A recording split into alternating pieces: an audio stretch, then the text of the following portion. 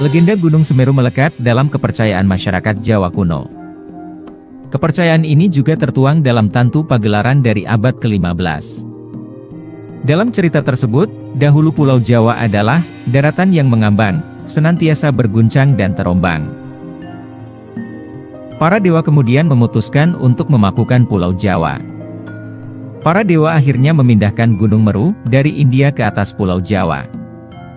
Ialah Dewa Wisnu yang menjelma menjadi seekor kura-kura raksasa yang menggendong gunung tersebut. Kemudian, Dewa Brahma menjelma menjadi ular panjang yang membelitkan tubuhnya pada badan kura-kura. Dan gunung yang ia bawa untuk memastikan gunung tersebut terangkat dengan aman.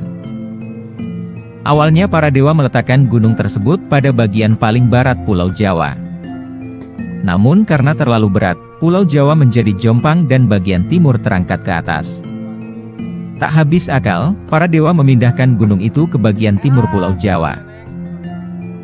Sayangnya beberapa bagian jatuh dan berceceran, sehingga lahirlah barisan pegunungan yang membentang dari bagian barat hingga bagian timur.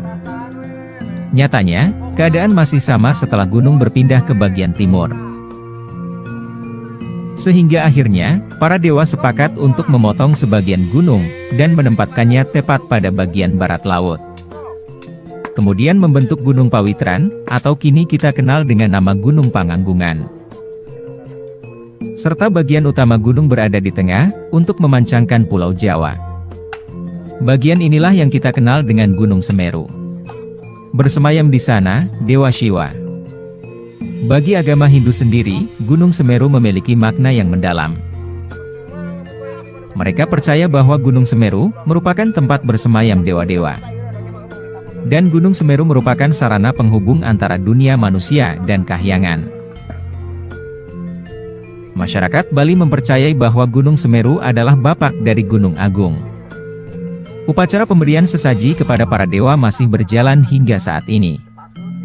Uniknya, upacara ini berselang setiap 8-12 tahun sekali. Dan hanya orang yang menerima suara gaib dari Gunung Mahameru yang melakukan upacara tersebut. Masyarakat Bali sering melakukan kunjungan untuk mendapatkan tirta suci ke daerah Gua Widodaren. Banyak orang yang bersusah payah mendaki ke puncak Gunung Mahameru, dengan tujuan untuk mendapatkan bisikan dan mendengarkan suara-suara gaib, dan memanjatkan doa, dan berbagai pengharapan kepada para dewa. Banyak beredar cerita mengenai hantu, yang konon seringkali menjahili para pendaki.